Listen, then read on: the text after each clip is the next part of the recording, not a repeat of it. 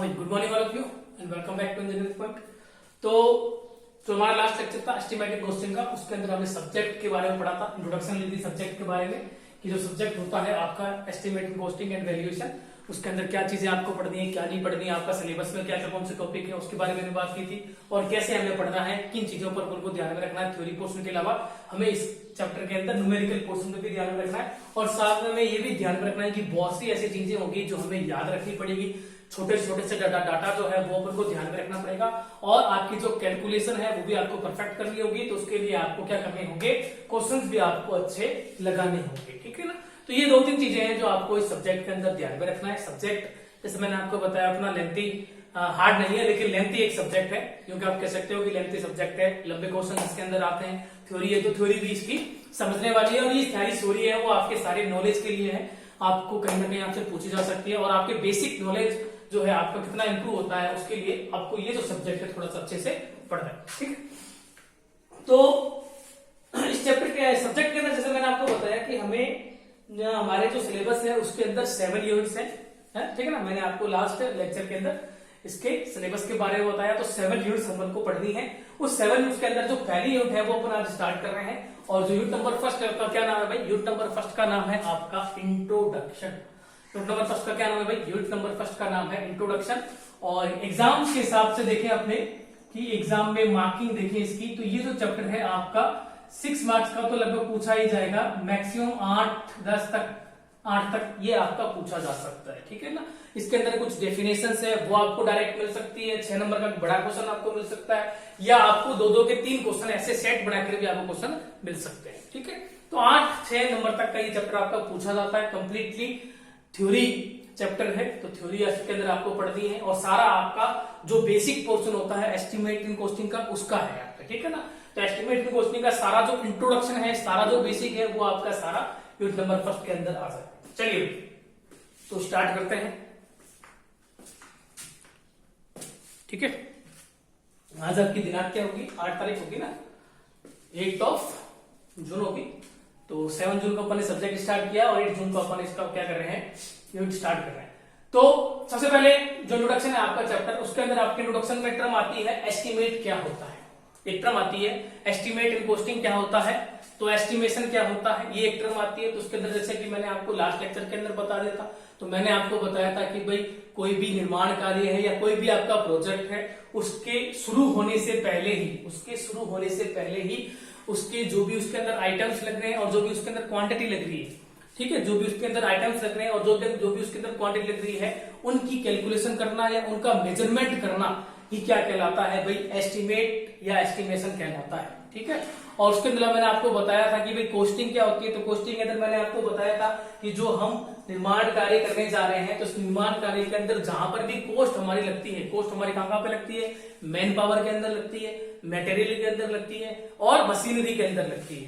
तो उनकी कितनी संख्या होगी मैन पावर की, ठीक है, और उनकी कितनी कॉस्ट लगेगी, यानी कितना उनको रेट देना पड़ेगा, जो भी मटेरियल अपन मंगवा रहे हैं तो वो उसको कितने रुपए देके अपन मंगवा रहे हैं, तो उन सबको पढ़ना या उनके सबके बारे में, कॉस्ट के बारे में पढ़ना हमारा क्या कहलाता है, कॉस्टिंग कहलाता है। तो इसका जो इंट्रोडक्शन है एस्टिमेट एंड कॉस्टिंग का, वो हम लास्ट लेक्चर में पढ़ चुके हैं। तो वो कभी आप अगर आप नोट्स बना ली है तो वहीं से आप चाहे वहीं से डाल दो, आप यूनिट नंबर फर्स्ट वहीं से स्टार्ट होगी थी, वो बेसिक तो मैंने करवा दिया था वहीं पे, ठीक है, उसको दोबारा तो मैं यहाँ पे करवा देना। तो एस्टिमेट कॉस्टिंग आपको समझ में आ गया है। और जैसे मैंने इसकी डेफिनेशन बताई कि निर्माण कार्य के शुरू होने से पहले ही जो भी उसके अंदर अनुमानित लागत है उसकी गणना करना, जो भी उसके अंदर मेटेरियल की रिक्वायरमेंट है उसकी गणना करना ही हमारा क्या कहलाता है भाई, एस्टिमेट एंड कॉस्टिंग कहलाता है, ठीक है। फिर जैसे मैंने आपको बताया कि एस्टिमेट एंड कॉस्टिंग के लिए हमें किन डाटा की आवश्यकता पड़ती है, तो मैंने आपको 4 डाटा बताया। अगर हमारे पास में ये 4 डाटा होगा तभी अपन एस्टिमेट एंड कॉस्टिंग प्रिपेयर कर सकते हैं। तो उसके लिए मैंने आपको बताया कि हमारे पास में ड्राइंग होनी चाहिए सबसे पहले तो, और ड्राइंग के अंदर हमारे पास में उसका प्लान होना चाहिए, सेक्शन होना चाहिए, एलिवेशन होना चाहिए। फिर मैंने आपको बताया कि हमारे पास में डिटेल स्पेसिफिकेशंस होना चाहिए, हम जिसका भी एस्टिमेट प्रिपेयर कर रहे हैं उसने क्या क्या उसके अंदर यूज किया है वो सारा टर्म हमारे पास में होनी चाहिए, हमारे पास में रेट पता होनी चाहिए और हमारे पास में आइटम पता होना चाहिए, ठीक है ना। तो ये 4 चीजें हैं जिन पर हमारा क्या करता है कि एस्टिमेट निर्भर करता है। इन 4 चीजों के बिना हम एस्टिमेट प्रिपेयर नहीं कर सकते, तो ये बेसिक टर्म थी एस्टिमेट इन कॉस्टिंग की, किन किन चीजों पर वो निर्भर करता है, ठीक है ना। वो सारा कुछ अपन लास्ट लेक्चर में पढ़ चुके हैं, तो वो आप वहां से लिख लेना। आगे बढ़ते हैं। तो नेक्स्ट, ये जो फर्स्ट टर्म है आपकी, एस्टिमेट क्या होती है, कॉस्टिंग क्या होती है, वैल्यूएशन क्या होती है, वो सारा हम लास्ट लेक्चर के अंदर पढ़ चुके हैं। तो यहाँ पे मैं लिख देता हूं, लास्ट लेक्चर के अंदर हम पढ़ चुके हैं। बाकी आपको पीडीएफ मिल जाएगी, ठीक है ना। पीडीएफ जो है उसके अंदर मैंने कुछ अच्छे से लिखा हुआ है, ठीक है ना। तो पीडीएफ ये कुछ लगभग मैंने चीजें यहाँ पे कवर भी कर दी है बोर्ड के अंदर, लेकिन बोर्ड पे सारी चीजें मैं कवर नहीं कर सकता। तो इसके साथ में अगर आप नोट्स प्रिपेयर कर रहे हो तो अपने वो इसको लेक्चर को देखते देखते प्रिपेयर करो, साथ में जो भी मैं आपको पीडीएफ दे रहा हूँ उसको भी देखते हुए आपको क्या करना है भाई, अपने नोट्स प्रिपेयर करना है। चलिए, तो एस्टिमेट इन कॉस्टिंग की बात होगी, ठीक है। आगे बढ़ते हैं। नेक्स्ट टर्म आती है हमारी वैल्यूएशन। तो वैल्यूएशन जो है वो हमारा यहाँ पे नहीं पूछा जाएगा, वैल्यूएशन आपको पूछा जाएगा यूनिट नंबर 7 में। तो वहां पर अपनी डिटेल पढ़ेंगे। बाकी वैल्यूएशन के बारे में मैंने आपको बता दिया था, बेसिक बता दिया था कि भाई कोई भी प्रॉपर्टी है, खड़ी है, उसकी एज ज्यादा हो चुकी है, उसको अपन को बेचना है, तो उसकी प्रेजेंट की सिचुएशन देखेंगे, बीएस की उसकी डिजाइन कैसे बनी हुई थी, कब बनी हुई थी, अभी उसकी स्थिति क्या है, उसकी लोकेशन क्या है, ठीक है ना, कहां पर वो है, उन सबको देखते हुए उसका मूल्य निर्धारित किया जाता है। वो हमारा क्या कहलाता है भाई, वैल्यूएशन कहलाता है। यानी बिना वैल्यूएशन के आप क्या कर सकते हो, अपनी किसी भी प्रॉपर्टी को या फिर किसी भी बिल्डिंग को या किसी भी स्ट्रक्चर को बेच नहीं सकते। अगर आप बेच दोगे तो आपको उतनी वैल्यू प्राप्त नहीं होगी जितनी आपको मिलनी चाहिए। चलिए आगे बढ़ते हैं। तो नेक्स्ट हमारा टर्म आता है, नेक्स्ट चैप्टर का टॉपिक आता है, नेक्स्ट टॉपिक है हमारा चैप्टर का, वो है पर्पस ऑफ एस्टिमेट। एस्टिमेट क्यों किया जाता है, पर्पस ऑफ एस्टिमेट, एस्टिमेट का क्या पर्पस है, एस्टिमेट बनाने का क्या पर्पस है, ये आपको लैंग्वेज मिल सकती है, या फिर आपको क्वेश्चन मिल सकता है नीड ऑफ एस्टिमेट, एस्टिमेट की हमें आवश्यकता क्यों पड़ती है, ये आपको लैंग्वेज मिल सकती है, या फिर आपको लैंग्वेज मिल सकता है कि एस्टिमेट के क्या इंपॉर्टेंस है। तो ये टर्म जो है वो है एक ही, लेकिन अलग अलग लैंग्वेज के अंदर आपको ये मिल सकता है। क्वेश्चन आपको कोई भी दे सकता है कि एस्टिमेटेड कॉस्टिंग की क्या इंपॉर्टेंस है, उसके बारे में बताइए, एस्टिमेटेड कॉस्टिंग क्यों बनाया जाता है उसके बारे में बताइए, या वो आपको कह सकता है कि भाई एस्टिमेटेड कॉस्टिंग जो है उसके क्या उद्देश्य है बनाने के। इन तीनों का आंसर जो है वो एक ही है। तो मैंने यहाँ पे पॉइंट टू पॉइंट में लिख दिया है। इसको आप डिटेल में लिखना चाहो तो नोट जब आप प्रिपेयर करो तो उसको आप डिटेल में भी लिख सकते हो। बाकी जैसे कि मैंने इस प्रकार से लिखा है तो उसको आप ऐसे भी लिख सकते हो। तो हमारा टॉपिक क्या है भाई, टॉपिक है हमारा कि एस्टिमेट बनाने के क्या उद्देश्य होते हैं, एस्टिमेट हम क्यों बनाते हैं, या एस्टिमेट जो है उसकी क्या इंपोर्टेंस है उसकी, ठीक है, उसके बारे में हम पढ़ रहे हैं। तो देखो एस्टिमेट बनाने के क्या उद्देश्य हैं भाई। तो पहला उद्देश्य क्या है कि भाई जब अपन हमारे पास में एस्टिमेट होगा, जैसे कि मैं क्या हूं, एक मान लो जैसे कि मैं क्या हूं, ओनर हूं, मुझे कुछ क्या करना है, कोई भी चीज मुझे कंस्ट्रक्ट करनी है, ठीक है।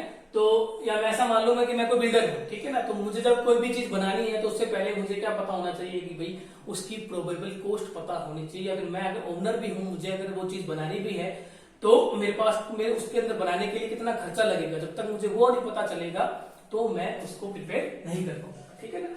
तो एस्टिमेट बनाने का जो पहला उद्देश्य है वो ये है कि भाई एस्टिमेट के द्वारा हमें क्या पता चलता है भाई, एस्टिमेट के द्वारा हमें जो भी प्रोजेक्ट है उसकी प्रोबेबल कॉस्ट के बारे में पता चलता है निर्माण कार्य के शुरू होने से पहले। तो आप इसके अंदर लिख सकते हो कि एस्टिमेट के द्वारा हमें किसी भी प्रोजेक्ट की या किसी भी स्ट्रक्चर की अनुमानित लागत जो है उसके बारे में पता चलता है उसके निर्माण कार्य के शुरू होने से पहले। ये आपका क्या हो गया भाई, पहला उद्देश्य हो गया, उसको आप डिटेल में लिख सकते हो।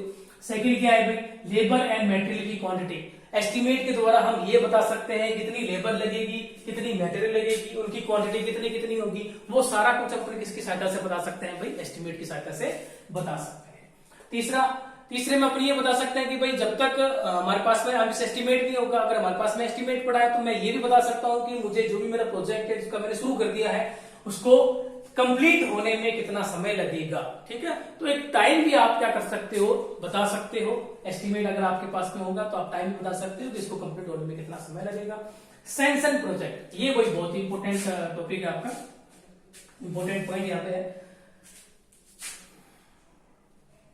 इसको स्टार बना देता हूं मैं, ठीक है। कोई भी प्रोजेक्ट है जैसे कि, ठीक है, तो उसकी क्या होती है कि प्रशासनिक स्वीकृति लेनी पड़ती है, ठीक है ना। जो भी आपके ऑफिसर्स है, ठीक है, प्रशासनिक ऑफिसर्स बैठते हैं जो पीडब्ल्यू डिपार्ट के अंदर या फिर जो आपके यूआईटी के अंदर बैठते हैं, तो वहां से उनकी स्वीकृति लेनी पड़ती है कि भाई मैं ये काम बनाने जा रहा हूं, तो मुझे उनसे क्या करना पड़ेगा, गवर्नमेंट से मुझे उसकी अप्रूवल लेना पड़ेगा। तो उसके लिए मेरे पास में क्या होना चाहिए, एस्टिमेट होना चाहिए। मैं अपने उद्देश्य के बारे में उसको बताऊंगा, उन ऑफिसर्स को बताऊंगा, तो वो ऑफिसर्स मुझसे पूछेंगे कि भाई आप जो बना रहे हो उसके क्या क्या पर्पस हैं, और वो साथ में क्या पूछेंगे, भाई एस्टिमेट पूछेंगे कितने कितना खर्चा आने वाला है।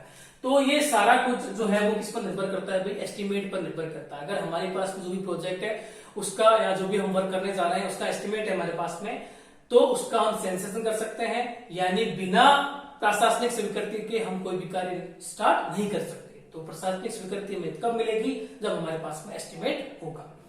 तीसरा है इनवाइट टेंडर। अगर हमारे पास में एस्टिमेट है तो मैं क्या कर सकता हूं, टेंडर इनवाइट कर सकता हूं, यानी मैं जो भी कॉन्ट्रैक्टर है उनको मैं इनवाइट कर सकता हूं कि मेरा जो भी काम है उसको किसी भी कॉन्ट्रैक्टर को सौंप सकता हूं, और कॉन्ट्रैक्टर उसमें रुचि कब दिखाएगा, जब वो देखेगा कि भाई निर्माण कार्य कहां पे स्टार्ट होने जा रहा है, कितना इसके अंदर समय लगने वाला है और कितनी इसके अंदर कॉस्ट लगने वाली है, ठीक है। तो मैं टेंडर भी इनवाइट कर सकता हूं, किसके द्वारा, अगर हमारे पास में एस्टिमेट होगा तो।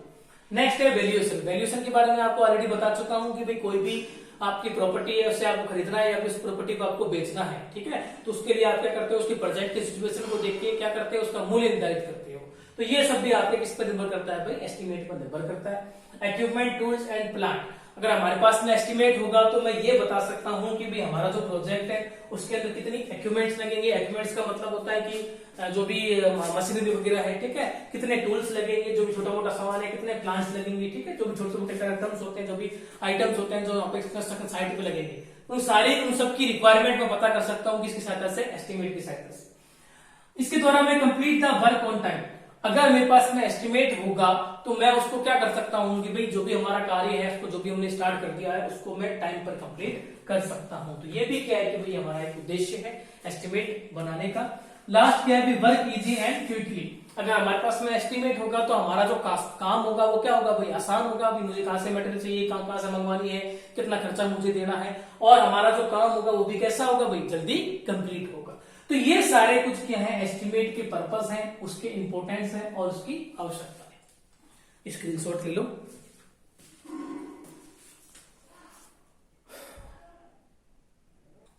चलिए, तो स्क्रीनशॉट आपने ले लिया होगा। तो ये सारे कुछ हमारे पर्पस थे इसके एस्टिमेट बनाने के। लगभग मैंने यहाँ पर 7 से 8 टॉपिक जो हैं तो टर्म्स जो हैं उनके बारे में बात की है। इसके अलावा आप खुद भी लिख सकते हो, इसको आप डिटेल में लिख सकते हो। मैंने यहाँ पे शॉर्ट में यहाँ पे समझा दिया, वो आप डिटेल में लिख देना। चलिए नेक्स्ट टॉपिक हमारा आता है इस चैप्टर का।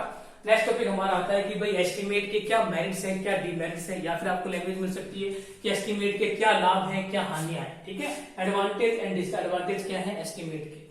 तो बात करते हैं अपने एडवांटेज की, बात करते हैं कि भाई एस्टिमेट बनाने के क्या एडवांटेज होते हैं।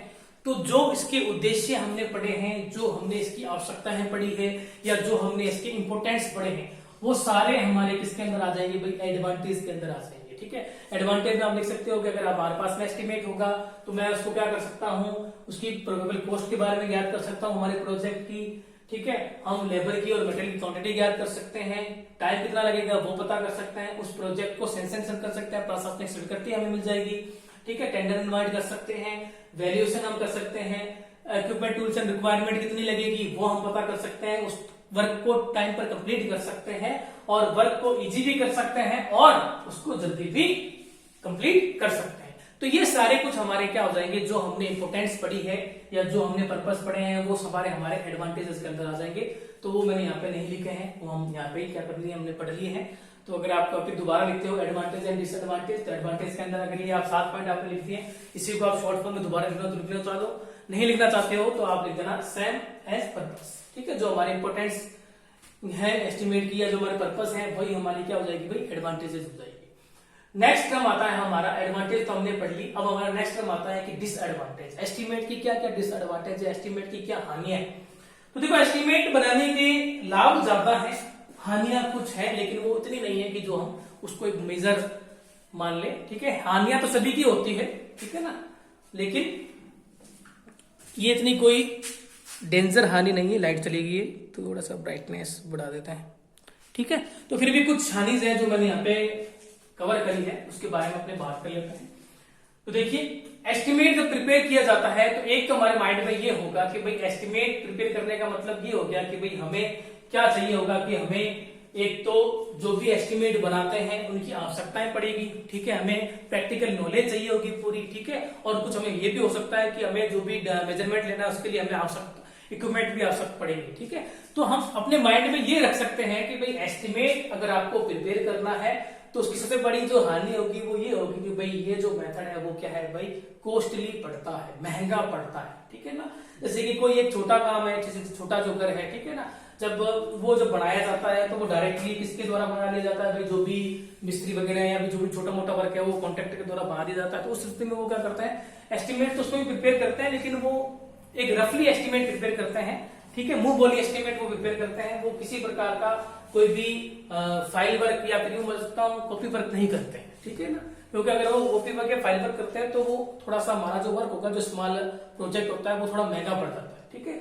तो हमारे माइंड में पहला जो डिसएडवांटेज आएगा वो ये आएगा कि भाई एस्टिमेट एक मेथड जो है वो क्या है भाई, कॉस्टली मेथड है, ठीक है ना। भाई हमें एस्टिमेट प्रिपेयर करना है तो इसका मतलब ये हो जाएगा कि भाई हमें फाइल वर्क की आवश्यकता पड़ेगी, इसके लिए हमें एक्स्ट्रा डाटा की आवश्यकता पड़ेगी, इसके लिए हमें एक्स्ट्रा पर्संस की आवश्यकता पड़ेगी, बंदों की आवश्यकता पड़ेगी जो क्या करते हैं, एस्टिमेट प्रिपेयर करते हैं। तो हमारे माइंड में पहला जो डिसएडवांटेज आएगा वो ये आएगा भाई यह मेथड जो है वो भाई क्या है भाई, महंगा है, ठीक है। दूसरा आप हानि लिखोगे, skilled and professional persons are required. भाई हर कोई बंदा जो है एस्टिमेट प्रिपेयर नहीं कर सकता, वही कर सकता है जिसको एस्टिमेट की नॉलेज हो, ठीक है ना, जिसको रेट एनालिसिस करना आता हो, जिसको बिल्डिंग एस्टिमेट बनाना आता हो, जिसको वहां पे साइट पे जाके मेजरमेंट लेना आता हो। तो हर कोई बंदा नहीं कर सकता, जो इस काम में प्रोफेशन है या जो उसका क्या है कुशल है वही है काम कर सकता है। तो दूसरा आप ये लिख सकते हो कि भाई इसके अंदर कुशल और प्रोफेशनल जो पर्सन होते हैं उनकी आवश्यकता पड़ती है, ठीक है भाई। तीसरा, this is not built on drawing and specification. तो आप ये लिख सकते हो तीसरे जो डिसएडवांटेज के अंदर कि जब भी हम एस्टिमेट प्रिपेयर करते हैं तो हम जिसको भी एस्टिमेट देते हैं, चाहे हम कॉन्ट्रैक्टर को देते हैं या फिर किसी हम ओनर को देते हैं या किसी हम फर्म को देते हैं, ठीक है, तो उस स्थिति में हम जो भी हम उसको ड्राइंग प्रदान करते हैं या जो भी हमारी स्पेसिफिकेशन होती है एस्टिमेट वहां पर ही हम उसको शो नहीं करते हैं, उसके लिए हमें अलग से क्या करनी होती है, शीट प्रदान करनी होती है। तो तीसरा हमारा डिसएडवांटेज ये हो गया कि जो एस्टिमेट है इसे ड्राइंग पर और स्पेसिफिकेशन के साथ में नहीं बनाया जाता, इसे अलग से बनाया जाता है और अलग से शो किया जाता है, अलग से उसे दिखाया जाता है, अलग से शीट जो होती है वो दी जाती है। ये तीसरा आपका डिसएडवांटेज हो जाएगा। In manufacturing operation it is not easy to implement, ठीक है। तो इसमें चौथे जो डिसएडवांटेज में आप ये लिख सकता हूं कि जो आपके नॉन मैन्युफैक्चरिंग ऑपरेशंस होते हैं, जो नॉन मैन्युफैक्चरिंग जो वर्क्स होते हैं उसके अंदर ये थोड़ा सा क्या होता है, इतना आसान नहीं होता है, ठीक है। और लास्ट आपका डिसएडवांटेज हो जाएगा for preparing estimate detail specifications data cost extra are required. तो ये पांचवा जो डिसएडवांटेज है ये आपको पता है कि भाई एस्टिमेट अगर हमें प्रिपेयर करना है तो उसके लिए हमें पास में ड्राइंग होनी चाहिए। तो ड्राइंग के अंदर सारा डाटा जो है वो एक्यूरेटली मेजर किया हुआ होना चाहिए, सारी स्पेसिफिकेशन हमारे पास में होनी चाहिए, जो भी डिटेल्स है वो हमारे पास में होनी चाहिए, जो भी कॉस्ट हमने दी है और जो भी कॉस्ट हमने ली है वो सारा कुछ हमारे पास में, उन सब का मेजरमेंट हमारे पास में होना चाहिए। तो ये 5 हमारे क्या होंगे भाई, डिसएडवांटेज होगी। तो एक छोटा सा टॉपिक है जो आपका कवर हो गया। 2 टॉपिक मैंने आपको कवर करवा दिए। एक टॉपिक मैंने आपको कवर करवा दिया कि भाई एस्टिमेट के क्या पर्पस होते हैं, क्या उसकी आवश्यकताएं होती है और क्या इसके इंपोर्टेंस होते हैं। एक टॉपिक मैंने आपको कवर करवाया कि एडवांटेज क्या होती है एस्टिमेट की, डिसएडवांटेज क्या होती है, और एक टॉपिक मैंने आपको कवर करवाया कि एस्टिमेट एंड कॉस्टिंग जो है सब बेसिक नॉलेज क्या है, इसका इंट्रोडक्शन क्या है, इसकी टर्म क्या है, ठीक है। आगे बढ़ते हैं। तो एक बार इसका स्क्रीनशॉट ले लो फिर हम आगे बढ़ते हैं। वैसे दिख रहा है सब कुछ, चलिए आगे बढ़ते हैं।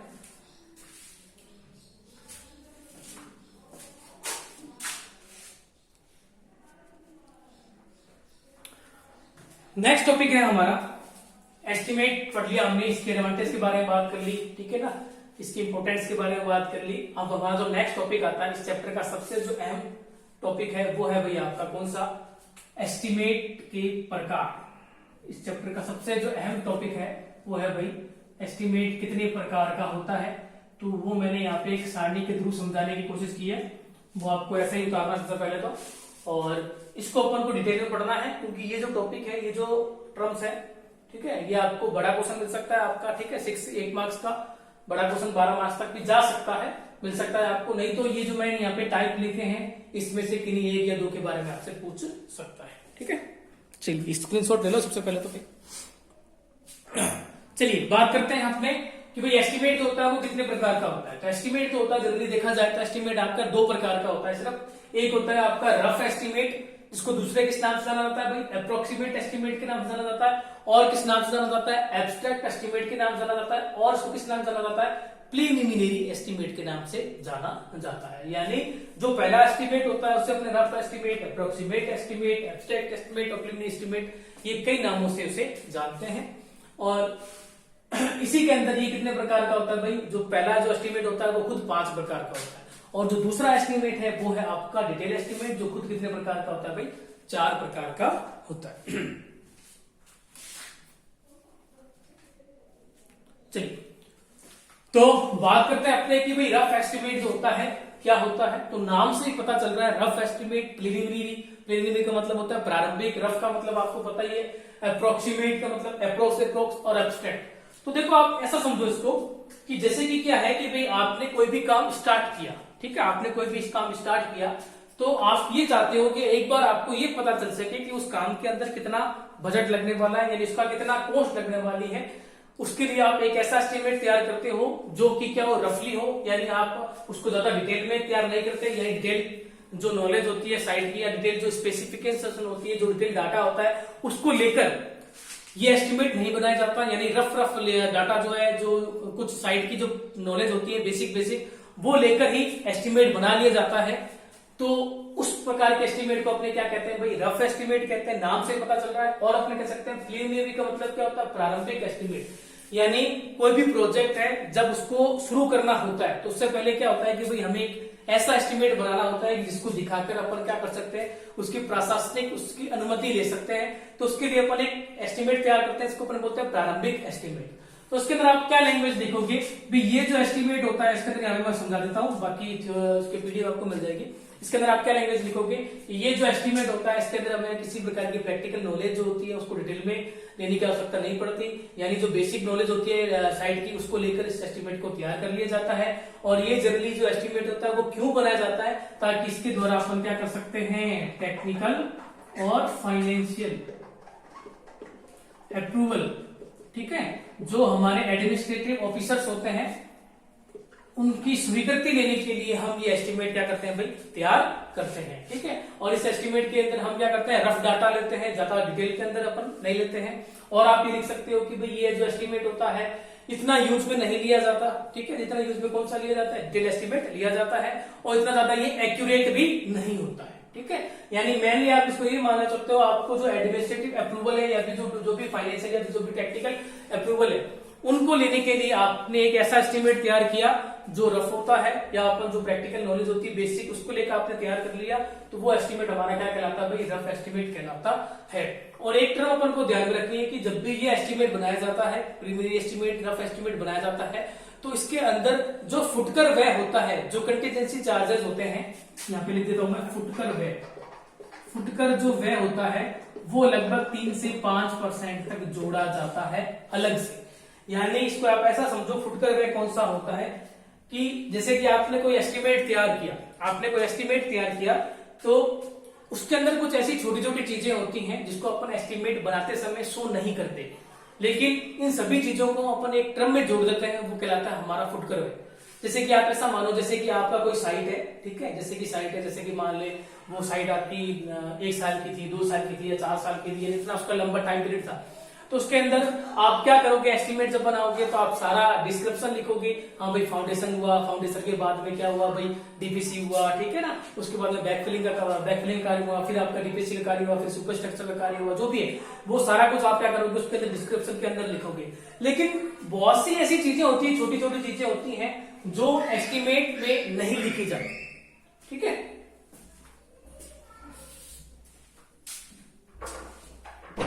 बहुत सी ऐसी छोटी छोटी चीजें होती हैं कि जिसे अपन एस्टिमेट में शो नहीं करते हैं, उनके लिए अपन एक अलग से क्या करते हैं भाई, कोस्ट जोड़ देते हैं। जो भी टोटल कोस्ट का कितना परसेंट होता है, 3 से 5% होता है, उसको अपन कहते हैं फुटकर वेट। जैसे कि वो छोटी छोटी चीजें कौन सी है, जैसे कि साइट है, साइट में मान लो क्या है कि भाई किसी का एक्सीडेंट हो गया, तो एक्सीडेंट हो गया तो उसको अपन ने क्या भाई हॉस्पिटल लेके गए उसको, या फिर क्या नाम है उसकी जो भी पट्टी वट्टी अपने करवाई, या जिसमें जो भी खर्चा आया उसको रिपेयर करने में, ठीक है। या फिर कोई आपका मटेरियल है, ठीक है, उसका लॉस हो जाता है, या फिर कोई आपका मशीनरी है, ठीक है, कोई प्लांट्स है, ठीक है, कोई भी इक्विपमेंट है वो टूट जाता है, या किसी मटेरियल को आपको क्या करना है, रिपेयर करना है, उसमें भी आपको क्या करना पड़ेगा, खर्चा देना पड़ेगा। या फिर आप ऐसा समझो कि भाई जो साइट होते हैं उसके अंदर कभी कभी क्या होते हैं, जो साइट ऑफिसर्स होते हैं वो आते हैं बीच बीच में निरीक्षण करने के लिए, लाइट आ गई, तो वो क्या होते हैं कि निरीक्षण करने के लिए आते हैं। तो उस स्थिति में वहां पर साइट का जो भी ऑफिसर होता है, जो भी साइट इंजीनियर होता है, वो उनको अपनी साइट दिखाता है और अपनी तरफ से उनको जो भी है कि अपनी तरफ से जैसे कि कोई चाय की व्यवस्था करवाएगा, या बिस्किट की व्यवस्था करवाएगा, या जो भी खाने की व्यवस्था करवाएगा। तो ये सारी चीजें जो होती है वो छोटी छोटी चीजें होती हैं जिन्हें अपन एस्टिमेट में नहीं लिख सकते। जैसे एस्टिमेट आप बना रहे हो, मान लो एस्टिमेट है आपको बड़ा कोई है 50 लाख का, 1 करोड़ का, तो उसको छोटी छोटी चीजें नहीं लिखेंगे, यहाँ पे इसमें चाय का खर्चा इतना आया, इसके अंदर जो हमारे ऑफिसर्स आए, बड़े ऑफिसर्स आए, उनको अपने खाना खिलाया, उसका खर्चा इतना आया, या जो भी, ठीक है ना। तो ये सारी चीजें जो होती है उसमें नहीं लिखी जाती, तो उनके लिए अलग से कोस्ट जोड़ी जाती है। जो टोटल कोस्ट का कितना होता है भाई, 3 से 5% होता है, जिसे हमने क्या कहते हैं, फुटकर वेट कहते हैं। तो ये सारा थ्योरी टर्म अपन को किसके अंदर लिखना है, रफ एस्टिमेट के अंदर लिखना है। रफ एस्टिमेट होता है प्रशासनिक अनुमति लेने के लिए जो एस्टिमेट तैयार किया जाता है, रफ एस्टिमेट कहलाता है। इसके अंदर जो प्रैक्टिकल नॉलेज होती है वो ज्यादा डिटेल में लेने की आवश्यकता नहीं होती है, जो बेसिक नॉलेज होती है उसको लेकर इस एस्टिमेट को तैयार कर लिया जाता है। और इस एस्टिमेट को बनाते समय फुटकर वे लेते हैं, और फुटकर वे कितना लेते हैं, 3 से 5% होता है। 2 मार्क्स का आपको ये थ्योरी पोर्शन पूछा जा सकता है। फुटकर वे क्या होता है तो वो मैंने अभी डिटेल में बता दिया। कुछ ऐसी टर्म्स होती है, छोटे छोटे वर्क होते हैं जिसे अपने एस्टिमेट में डिटेल के अंदर नहीं जोड़ते, तो उन सभी को अपन एक टर्म में जोड़ देते हैं, सब फुटकर वेट कहते हैं, जो 3 से 5% होता है। साइट पे किसी का एक्सीडेंट हो गया, साइट पर अपन ने किसी का रिपेयर किया, किसी मशीनरी का अपन ने रिपेयर किया, या चाय पानी का जो भी खर्चा है, ठीक है, तो वो सारा कुछ हमारा किसके अंदर आ जाएगा, फुटकर वेट के अंदर आ जाएगा। अब जो रफ एस्टिमेट होता है वो खुद कितने प्रकार का होता है, खुद ही होता है 5 प्रकार का।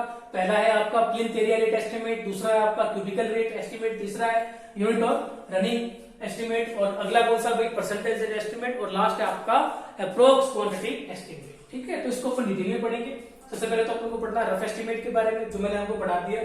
आप सुन के अगर नोट्स लिखना चाहो तो बहुत अच्छी बात है, तो उसकी जो पीडीएफ मिलेगी उसको देख के आप नोट्स लिख देना। दूसरा जो एस्टिमेट है वो है आपका डिटेल्ड एस्टिमेट। दूसरा एस्टिमेट क्या है भाई, दूसरा एस्टिमेट है आपका डिटेल एस्टिमेट। नाम से पता चल रहा है भाई, डिटेल एस्टिमेट का मतलब हो गया कि भाई हमें एक डिटेल एस्टिमेट प्रिपेयर करना है। जैसे कि मैं कॉन्ट्रैक्टर हूं तो मुझे क्या करना है, आगे जो भी मेरे जो एजेंसी है या जो फर्म है, ठीक है, जिसमें या जो भी डिपार्टमेंट है, उससे मुझे क्या करना है भाई, बजट पास करवाना है तो बजट पास करवाना है, तो उसमें मुझे एस्टिमेट कौन सा बनाना पड़ेगा, रफ बनाना पड़ेगा, डिटेल बनाना पड़ेगा। तो उस स्थिति में हमें वहां पर डिटेल एस्टिमेट बनाना पड़ेगा। हमें उन जो भी ऑफिसर्स है उनको दिखाना पड़ेगा कि हमने ये काम किया है, यहाँ पर इतना खर्चा लगा था, यहाँ से हमने मटेरियल मंगाया, वहां पर इतना खर्चा लगा था। वो सारी स्पेसिफिकेशंस और सारा जो डाटा है वो हमें दिखाना पड़ेगा। तो उस स्थिति में हम वहां पर रफ एस्टिमेट ना बनाकर वहां पर अपन कौन सा एस्टिमेट बनाते हैं, डिटेल एस्टिमेट बनाते हैं। ये एस्टिमेट होता है तभी वो देखकर हमारा बजट जो है वो पास करते हैं। तो इसके अंदर अपने क्या लिखेंगे, देखो डिटेल एस्टिमेट के अंदर अपने क्या लिखेंगे भाई, ये जो एस्टिमेट होता है जिसे अपने और किस नाम से जानते हैं, इस एस्टिमेट को अपने एक्यूरेट एस्टिमेट भी कहते हैं। इस एस्टिमेट को अपने और क्या कहते हैं भाई, इस एस्टिमेट को एक्यूरेट एस्टिमेट भी कहते हैं। इस एस्टिमेट को बनाते समय जो साइट की जो डाटा होती है, जो भी प्रैक्टिकल नॉलेज होती है, जैसे कि लंबाई कितनी है, चौड़ाई कितनी है, हाइट कितनी है, वो सारा एक्यूरेटली मेजर की जाती है। और ये एस्टिमेट कब बनाया जाता है, जब हमें क्या करना, बजट पास करना होता है, या फिर हमें लास्ट फाइनल हमारे प्रोजेक्ट को कंप्लीट करने की एक अथॉरिटी लेनी होती है। तो उस स्थिति में हम एक डिटेल एस्टिमेट आगे क्या करते हैं, उसे प्रदान करते हैं, किसी को भी फर्म को प्रदान किए हमने, या फिर हमने डिपार्टमेंट को प्रदान करेंगे, तो वो हमारा एस्टिमेट क्या कहलाता है भाई, डिटेल एस्टिमेट कहलाता है। ठीक है, अब जो डिटेल एस्टिमेट जो होता है, इसे बनाते समय 2 स्टेजेस दी जाती है, या फिर ऐसा मान सकते हो कि इसे बनाते समय 2 चीजें जो होती है ना ध्यान में रखी जाती है। एक तो आइटम की क्वांटिटी पर ध्यान में रखी जाती है, और दूसरा आइटम की कॉस्ट जो होती है ना वो कैलकुलेट की जाती है। तो डिटेल एस्टिमेट जो होता है वो 2 स्टेजेस में किया जाता है, 2 स्टेजेस में किया जाता है। एक होता है फर्स्ट स्टेज और एक होता है भाई सेकेंड स्टेज। जो फर्स्ट स्टेज होता है उसमें जो आइटम है उनकी क्वांटिटी जो होती है ना वो ली जाती है, क्वांटिटी ऑफ आइटम। फर्स्ट जो स्टेज होता है उसमें जो भी हमारा साइट पर जो भी स्पेसिफिकेशन हुआ, जो भी वर्क हुआ है, उनकी क्वांटिटी जो है उनके बारे में उनकी कैलकुलेशन की जाती है। और जो सेकंड स्टेज होता है उसमें जो कॉस्ट होती है ना आइटम की, उनके बारे में बात की जाती। ठीक है, तो ये चीजें अपन को ध्यान में रखना है कि इसको दो स्टेजेस के अंदर पूरा किया जाता है। जो फर्स्ट स्टेज होता है उसमें तो आइटम की क्वांटिटी ली जाती है, और जो सेकंड स्टेज होता है उसकी क्वांटिटी की कॉस्ट जो है उसकी कैलकुलेशन की जाती है।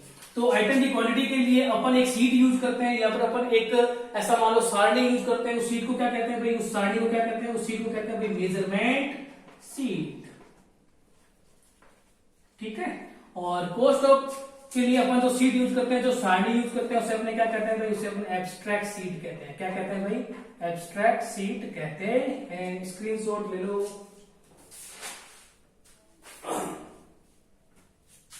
ठीक है, तो ये मैंने आपको बताया कि जो डिटेल एस्टिमेट होता है उसके अंदर आपको बताया जिसे एक्यूरेट एस्टिमेट भी कहते हैं। और इसके लिए अपन दो स्टेजेस लेते हैं। पहली जो स्टेज होती है उसमें क्वांटिटी ली जाती है आइटम की, उसके लिए कौन सी सीट यूज की जाती है, कौन सी सारणी यूज की जाती है, मेजरमेंट सीट ली जाती है। और जो कॉस्ट होती है आइटम की, उसके लिए एब्स्ट्रैक्ट सीट ली जाती है। और डिटेल एस्टिमेट होता है खुद कितने प्रकार का होता है, तो ये खुद 4 प्रकार का होता है। पहला होता है रिवाइज्ड एस्टिमेट, दूसरा होता है सप्लीमेंट्री एस्टिमेट, तीसरा होता है रिवाइज्ड सप्लीमेंट्री एस्टिमेट, और लास्ट होता है annual repair and maintenance estimate.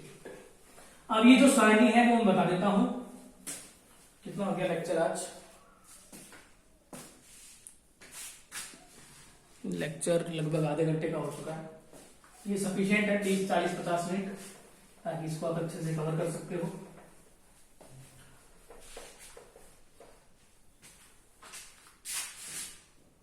Format of measurement seat. जो मेजरमेंट सीट होती है उसका क्या फॉर्मेट होता है? क्वांटिटी, आइटम की क्वांटिटी के लिए कौन सी सीट यूज की जाती है, मेजरमेंट सीट की जाती है। और आइटम की कॉस्ट के लिए कौन सी यूज की जाती है, एब्स्ट्रैक्ट सीट यूज की जाती है। तो इसकी जो सारणी होती है इसमें पहले नंबर पे क्या आता है? पहले नंबर पे आता है सीरियल नंबर। सीरियल नंबर हो गया 1, 2, 3, 4।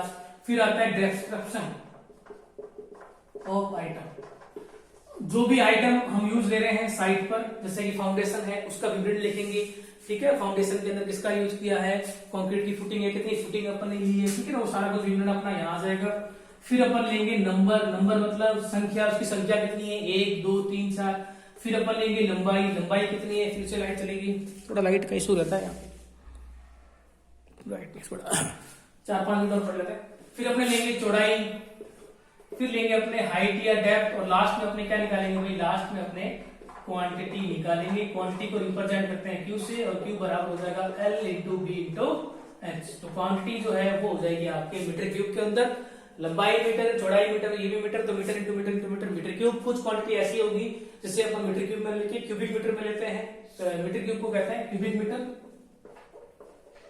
और मीटर स्क्वायर को कहते हैं स्क्वायर मीटर। कुछ क्वांटिटी ऐसी होगी जिसे अपन मीटर क्यूब में ना लिखते हैं, उसको अपने स्क्वायर मीटर पे लिखेंगे, यानी मीटर स्क्वायर पे लिखेंगे। ठीक है, मीटर क्यूब में ना लेकर उसे मीटर स्क्वायर में लेंगे, तो वो अपन आगे डिटेल में पढ़ेंगे।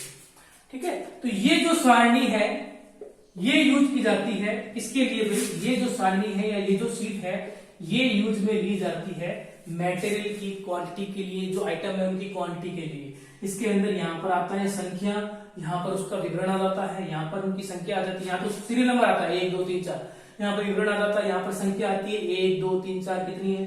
फिर यहाँ पर लंबाई आती है, जो भी आइटम ले रहे हैं उसकी लंबाई कितनी है, उसकी चौड़ाई कितनी है, उसकी गहराई या उसकी हाइट जो है वो कितनी है। फिर उसकी क्वांटिटी यहाँ पे दी जाती है, और क्वांटिटी लगभग होती है लंबाई इंटू चौड़ाई इंटू ऊंचाई।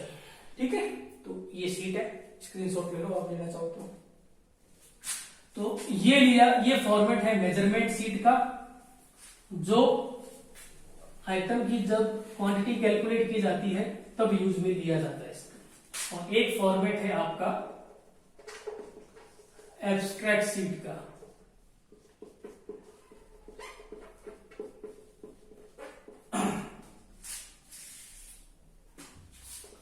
और ये फॉर्मेट या ये सीट कब यूज की जाती है, जब हमें किसी आइटम की कॉस्ट कैलकुलेट करनी हो। ठीक है, तो यहाँ पे हो जाएगा सबसे पहले तो वही सीरियल नंबर। सीरियल नंबर कितना, 1, 2, 3, 4। फिर नेक्स्ट क्या आ जाएगा, डिस्क्रिप्शन ऑफ आइटम, आइटम का विवरण आ जाएगा यहाँ पर। फिर क्या आ जाएगा भाई, यहाँ पर आ जाएगी उनकी क्वांटिटी, उनकी क्वांटिटी कितनी है, यहाँ पे उनकी रेट आ जाएगी, किस रेट से उसकी मंगाई अपन ने, और यहाँ पर अपन उसको कोस्ट निकाल लेंगे। और कोस्ट बराबर क्या हो जाएगा, कोस्ट बराबर हो जाएगा क्वांटिटी इंटू रेट। कोस्ट बराबर क्या हो जाएगा, क्वांटिटी इंटू रेट। ठीक है, तो ये दो शीट आप उनको ध्यान में रखनी है। आगे जो अपन बिल्डिंग एस्टिमेट पढ़ेंगे, जो आगे हम रेट एनालिसिस पढ़ेंगे, तो वहां पर यही शीट जो है उसका अपन यूज करेंगे। ठीक है, तो आज के लेक्चर के अंदर मैंने आपको क्या क्या पढ़ा दिया, 3-4 टॉपिक मैंने पढ़ा दिया आपको। यूनिट नंबर फर्स्ट के अंदर मैंने आपको एस्टिमेट के बारे में बेसिक बताया, एडवांटेज डिसएडवांटेज की बात करी, इंपोर्टेंस के बारे में बात करी, और टाइप्स ऑफ एस्टिमेट जो है उसके बारे में मैंने आपको बताया। तो अभी तक मैंने आपको एस्टिमेट के दो ही टाइप बताए हैं, एक मैंने आपको बताया रफ एस्टिमेट, दूसरा मैंने आपको बताया डिटेल एस्टिमेट। ठीक है, तो रफ एस्टिमेट को अपन ने पढ़ लिया, डिटेल एस्टिमेट को पढ़ लिया। कभी कभी ऐसा भी होता है कि भी आपको उनके दोनों के बीच में कंपैरिजन पूछ लेता है कि जो रफ एस्टिमेट है और जो आपका डिटेल एस्टिमेट है, इनके बीच में क्या डिफरेंस है। तो वो डिफरेंस आप खुद लिख सकते हो, तो मुझे अलग से लिखने वाली आवश्यकता है नहीं। अब जो हमारा नेक्स्ट लेक्चर होगा उसको अपन रफ एस्टिमेट को डिटेल में पढ़ेंगे। रफ डिटेल का मतलब ये कितने प्रकार का था, 5 प्रकार का था। इन 5 प्रकारों को एक एक बारी से पढ़ेंगे। फिर हमारा जो नेक्स्ट लेक्चर होगा उसके अंदर अपन डिटेल एस्टिमेट को पढ़ेंगे। ठीक है, तो आज के लिए इतना ही। इस लेक्चर को आराम से देख लेना और साथ साथ में नोट्स प्रिपेयर कर लेना। ठीक है, फिर मिलते हैं नेक्स्ट लेक्चर में।